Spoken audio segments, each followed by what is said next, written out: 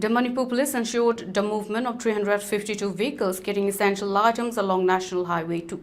The security forces have been conducting frequent search operations and area domination exercises in the fringe and vulnerable areas of the hill and valley districts of Manipur. Maintaining visual with an aim to prevent untoward incidents across the state, the officials have ensured strict security measures in all vulnerable locations.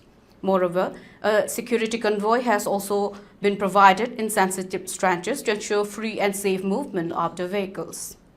The security personnel also installed a total of 110 NACA checkpoints in different districts, both in the hill and valley areas. According to police reports, the properties belong to El Somarendro, the head of Hillghat Gram Panchayat, and were targeted by suspected militants in the Nunkhal area.